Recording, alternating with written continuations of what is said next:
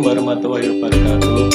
Halo sobat Unismula, perkenalkan kami peserta KKN tematik Unismula periode ke-14. Kami dari kelompok 181 Fakultas Ekonomi Prodi Manajemen yang beranggotakan saya sendiri, Aldi Maulana Saputra, yang kedua Aldian Syafribrianto, yang ketiga Abdul Haris Burkon, yang keempat Anang Fahri, dan yang kelima Andika Setiawan Pratama. Di sini saya akan menjelaskan sebuah materi tentang kasus stunting.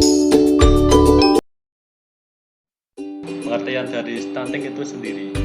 Stunting atau kerdil ialah kondisi di mana balita memiliki panjang atau tinggi badan yang kurang jika dibandingkan dengan umur,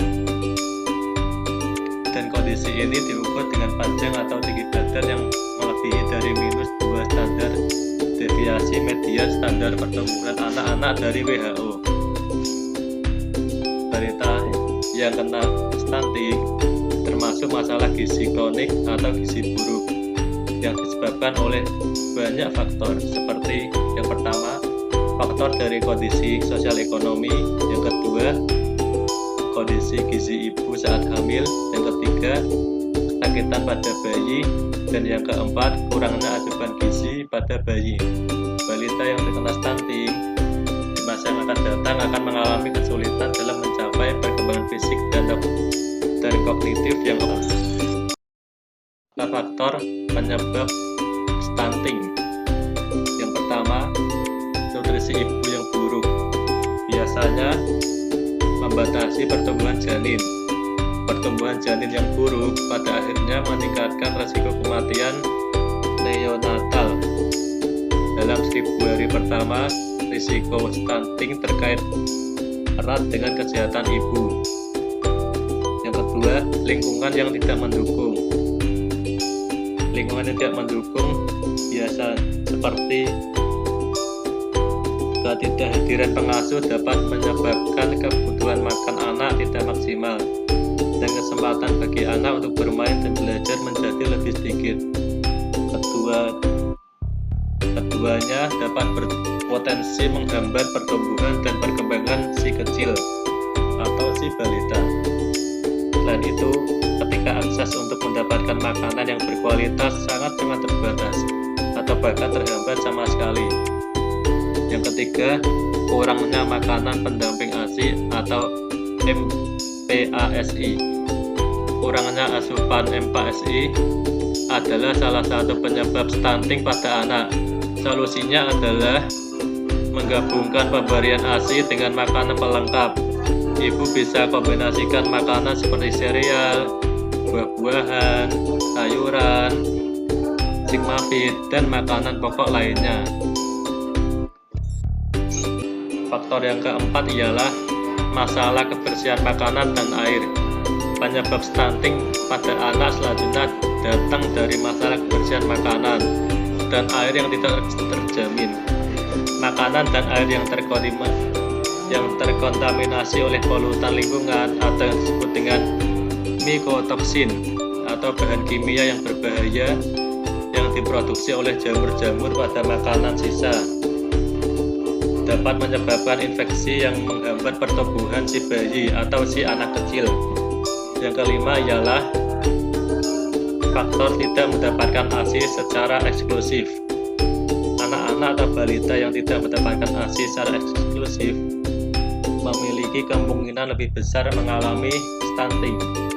Menurut WHO atau World Health Organization merekomendasikan bahwa ibu mulai menyusui dalam waktu 1 jam setelah kelahiran, kemudian secara eksklusif menyusui bayi mereka sampai usia 6 bulan. Akan lebih baik lagi jika ibu bisa melanjutkan menyusuinya sampai anak tersebut mencapai 2 tahun atau lebih.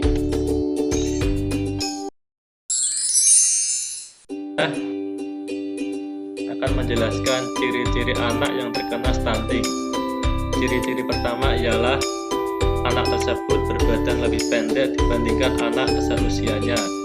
Ciri-ciri yang kedua ialah berat badan rendah untuk anak seusianya.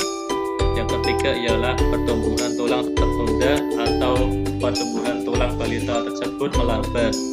Yang keempat, wajah tampak lebih muda dari anak seusianya. Yang kelima, pertumbuhan gigi melambat. Jadi yang keenam, performa buruk pada kemampuan fokus dan memori belajarnya, sehingga anak-anak tersebut tidak dapat fokus untuk belajar maupun untuk memahami apa yang disampaikan oleh kedua orang tuanya.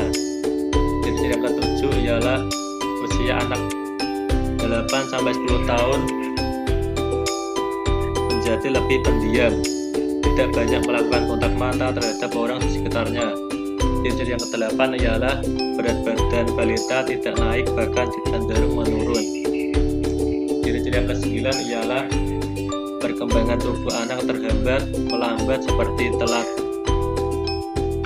menstruasi. Yang ke-10 ialah anak tersebut mudah terserang berbagai penyakit infeksi.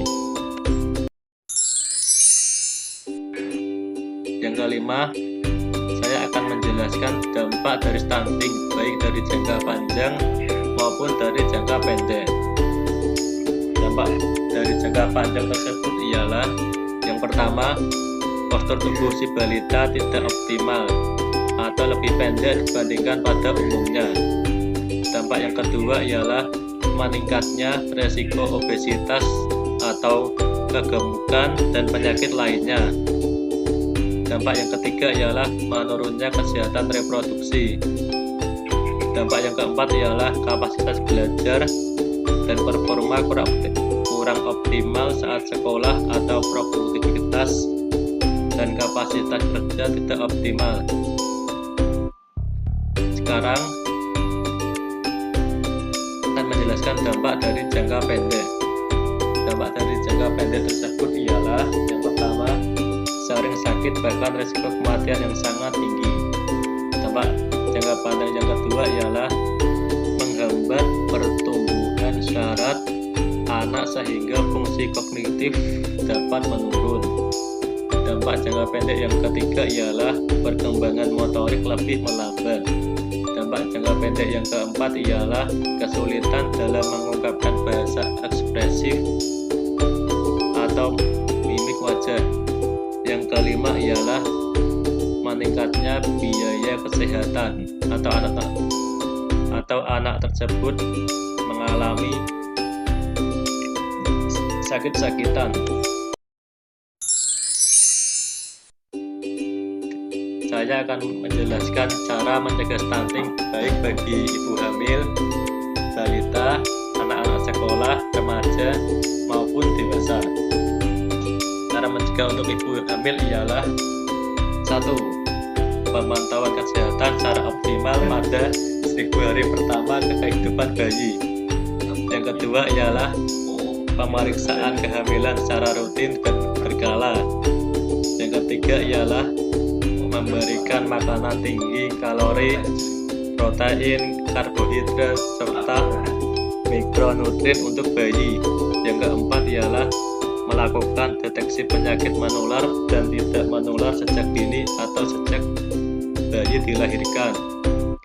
Yang kelima ialah melakukan pemberian ASI secara eksklusif selama 6 bulan. Cara pencegahan untuk balita ialah 1. Rutin memantau pertumbuhan dan perkembangan balita. Yang kedua, memberikan makanan tambahan atau PMT untuk balita. Yang ketiga, melakukan stimulasi dini perkembangan anak balita. Yang keempat, memberikan pelayanan dan perawatan kesehatan yang optimal untuk anak atau balita. Untuk anak-anak usia sekolah, yang pertama ialah memberikan asupan gizi yang sesuai dengan kebutuhan harian mereka. Yang kedua, mengajarkan anak pengetahuan terkait gizi dan kesehatan. Lakukanlah secara perlahan-lahan dengan bahasa yang mudah dimengerti oleh anak-anak.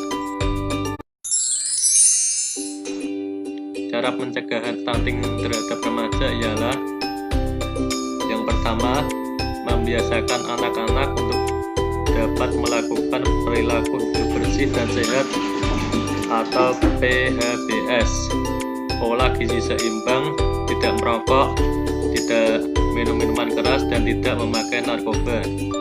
Yang kedua, mengajarkan anak mengenai kesehatan reproduksi. Cara mencegah yang berikutnya ialah pencegahan stunting terhadap dewasa.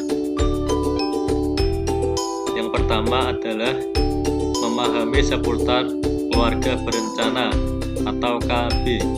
Yang kedua, melakukan deteksi dini terkait penyakit menular dan tidak menular. Yang ketiga, senantiasa menerapkan perilaku hidup bersih sehat atau PHBS, pola gizi yang seimbang, tidak merokok, tidak minuman keras, dan tidak memakai narkoba. Intinya, dengan asupan serta status gizi seorang calon ibu harus baik dan dapat diiringi dengan memberikan asupan makanan yang sangat berkualitas. Sekian penjelasan materi dari saya, perwakilan kelompok KKN 181. Maaf jika ada salah-salah kata saya ucapkan. Terima kasih. Wassalamualaikum warahmatullahi wabarakatuh.